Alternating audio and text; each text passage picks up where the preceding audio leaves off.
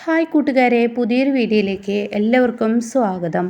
അങ്ങനെ സൂര്യ അമ്പലത്തിൽ ചെയ്യേണ്ട ചടങ്ങുകളെല്ലാം ചെയ്തതിന് ശേഷം തൻ്റെ വീട്ടിലോട്ട് തിരികെ ചെല്ലാണ് കേട്ടോ. ഇതേ സമയം ഇവിടെ ആതിരയാണെങ്കിൽ ഒത്തിരി തവണ വിളിച്ച് നോക്കുകയാണ് ഈ പറയുന്ന നന്ദിനിയെ. അങ്ങനെ നന്ദിനി എന്ന് പറഞ്ഞ് വിളിക്കുമ്പോൾ നന്ദിനി ഇങ്ങനെ പതിയെ കണ്ണ് തുറക്കണം കേട്ടോ. അത് കാണുന്ന ആതിരയ്ക്ക് ഒത്തിരി സന്തോഷമാവുകയാണ്. നന്ദിനി, നിനക്ക് കുഴപ്പമൊന്നുമില്ലല്ലോ? ഇല്ല, കുഴപ്പമൊന്നുമില്ല, എനിക്ക് തുള്ളി വെള്ളം വേണമെന്ന് പറയാൻ കേട്ടോ. അങ്ങനെ അതിനെന്താ മോളെ, നീ വെള്ളം ചോദിച്ചെങ്കിൽ എന്ന് പറഞ്ഞിരിക്കുകയായിരുന്നു. നിൻ്റെ കണ്ണ് തുറന്നല്ലോ, അത് മതി. അപ്പോഴേക്കും അങ്ങോട്ടേക്ക് ഓടിയെത്തുകയാണ് കേട്ടോ യതീന്ദ്രൻ. അങ്ങനെ യതീന്ദ്രൻ ചോദിക്കുകയാണ്, നന്ദിനി കണ്ണ് തുറന്നു? ആ, നന്ദിനി വെള്ളമൊക്കെ ചോദിച്ചു എന്ന് പറയുന്നു കേട്ടോ. അങ്ങനെ നന്ദിനിക്ക് വെള്ളമൊക്കെ കൊടുക്കുകയാണ്.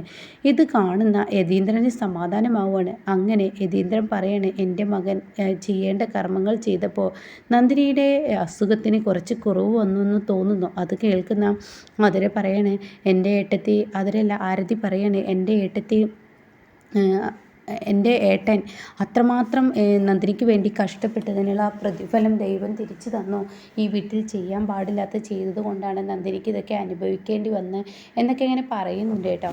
അങ്ങനെ ഈ വാക്കുകളെല്ലാം കേട്ട് നന്ദിനി ഇങ്ങനെ കിടക്കുകയാണ്. നന്ദിനിക്ക് എന്താ സംഭവം എന്ന് മനസ്സിലാവുന്നില്ല. പക്ഷേ തൻ്റെ കൺപോളകൾ പൊന്തുന്നില്ല കേട്ടോ. പിന്നീട് കാണിക്കുന്നത് സൂര്യ വീട്ടിലെത്തുന്ന ആ രംഗമാണ്. അങ്ങനെ സൂര്യ വീട്ടിലെത്തുമ്പോൾ ഉടൻ തന്നെ യതീന്ദ്രൻ്റെ ഓടിച്ചെല്ലുകയാണ്. എങ്ങനെയുണ്ട് മോനെ, കുഴപ്പമൊന്നുമില്ലല്ലോ എന്ന് ചോദിക്കുകയാണ്. ആ സമയം സൂര്യ ചോദിക്കുന്നത്, നന്ദിനിക്ക് എങ്ങനെയുണ്ട്, നന്ദിനിയുടെ അസുഖം എങ്ങനെയുണ്ട്? ആ, അവൾ 1-2 തവണ വെള്ളമൊക്കെ ചോദിച്ചു എന്ന് പറയാൻ കേട്ടോ.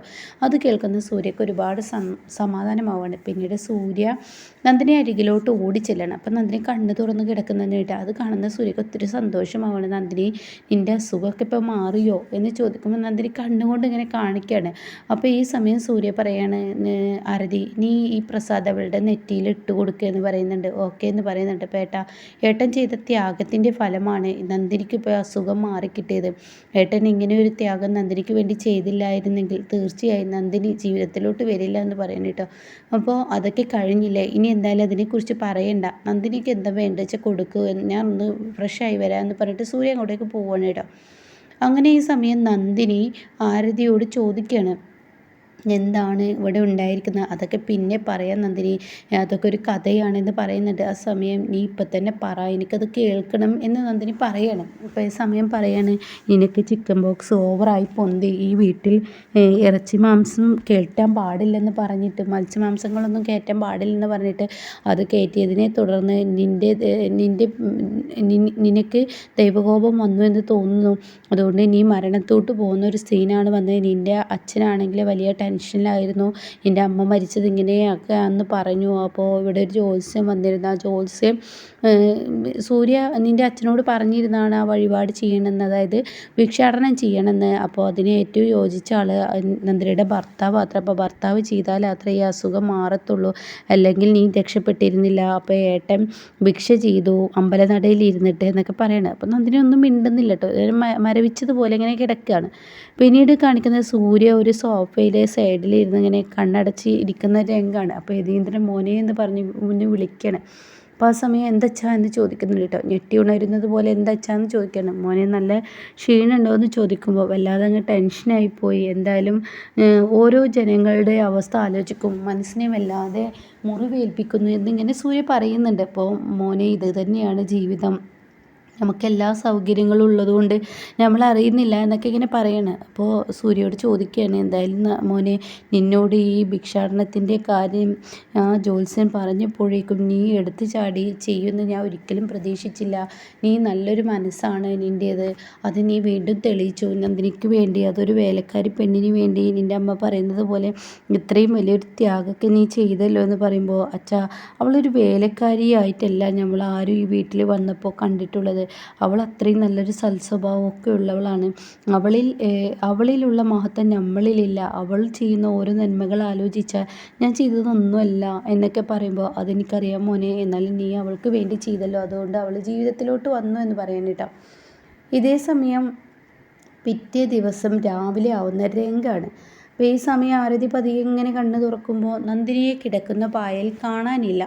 അപ്പോൾ ഈ സമയം ഇവളെ എങ്ങോട്ടായി പോയതെന്ന് പറഞ്ഞിട്ട് പെട്ടെന്ന് ആരതി എണീറ്റ് നോക്കുമ്പോൾ താൻ കാണുന്ന കാഴ്ച വിൻഡോയുടെ സൈഡിൽ ഇങ്ങനെ നന്ദിനി ഇരിക്കുന്നതായിരിക്കും. അപ്പോൾ നന്ദിനി നീ എന്താ ഇവിടെ വന്നിരിക്കുന്നു, എനിക്ക് ഇരിക്കാൻ കഴിയുന്നുണ്ടോ എന്ന് ചോദിക്കുമ്പോൾ ഉടൻ തന്നെ നന്ദിനി പറയണേ എനിക്കിപ്പോൾ കുഴപ്പമൊന്നുമില്ല, എനിക്ക് സുഖമാണ് എന്ന് പറയണത്. കുഴപ്പമൊന്നുമില്ല, ഓക്കെ ആണോ എന്ന് ചോദിക്കണം. ആ ഞാനിപ്പോൾ ഓക്കെയാണ്, എനിക്കിപ്പോൾ പ്രശ്നങ്ങളൊന്നുമില്ല എന്ന് പറയണം. അത് കേട്ട ഉടൻ തന്നെ നന്ദിനി ഇനി ഞങ്ങളെ എല്ലാവരെയും വല്ലാതെ ഭയപ്പെടുത്തി കളഞ്ഞല്ലോ എന്ന് പറയുന്നുണ്ട്. അപ്പോൾ ആ സമയം എന്താ എന്താ ശരിക്കും സംഭവിച്ചതെന്ന് ചോദിക്കുന്നുണ്ട്. ആ സമയം എന്താണ് കൂടുതൽ അസുഖം നിനക്ക് വന്നപ്പോൾ ഞങ്ങളെല്ലാവരും ഒന്ന് പേടിച്ചു പോയി, അപ്പോൾ എന്തായാലും ഇനി ഇപ്പോൾ കുഴപ്പമൊന്നുമില്ലല്ലോ എന്ന് പറയുമ്പോൾ ഇല്ല ഇപ്പോൾ കുഴപ്പമൊന്നുമില്ല, അപ്പോൾ ഇന്ന് എനിക്ക് കുളിക്കാൻ പറ്റുമോ, ഇന്ന് 3-ാമത്തെ ദിവസമല്ലേ, ഇന്ന് കുളിക്കുന്നത് നല്ലതാണ്, ഒറ്റ ദിവസങ്ങളിലാണ് കുളിക്കേണ്ടത്, അപ്പോൾ ഇന്ന് നിനക്ക് കുളിച്ചാലോ എന്ന് ചോദിക്കണം. എൻ്റെ ദേഹമൊക്കെ നോക്കട്ടെ, പൊന്തിയതൊക്കെ കുറേ കുറവുണ്ട്, കരിഞ്ഞു പോയിട്ടുണ്ട്, അപ്പോൾ നമുക്കിന്ന് കുളിക്കാമെന്ന് പറയുമ്പോൾ നന്ദിനി പറയണം ആ ഓക്കെ എന്ന് പറയണം കേട്ടോ, എന്നാൽ ഞാൻ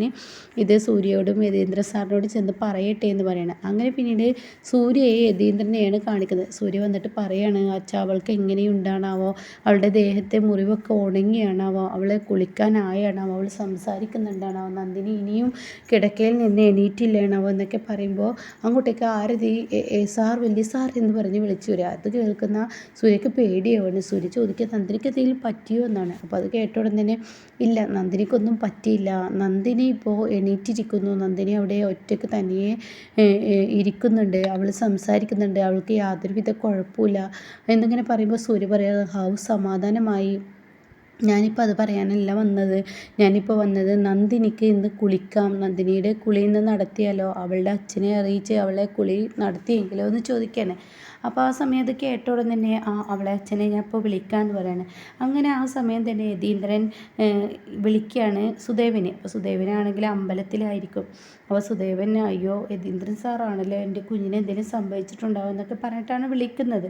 ആ സമയം യതീന്ദ്രൻ സുദേവ നീ എവിടെ, ഞാൻ അമ്പലനടയിലാണ്, അതെ നീ എപ്പോഴും അങ്ങോട്ടേക്ക് വരുന്നത്, അതെ ഈ ദൈവത്തിൻ്റെ മുന്നിൽ കൈകൂപ്പിയതിന് ശേഷം മതിയല്ലോ അങ്ങോട്ടേക്ക് വരല്ലെന്ന് കരുതിയാണ് ഞാൻ, അതുകൊണ്ട് ഞാൻ അമ്പലത്തിലാണ്.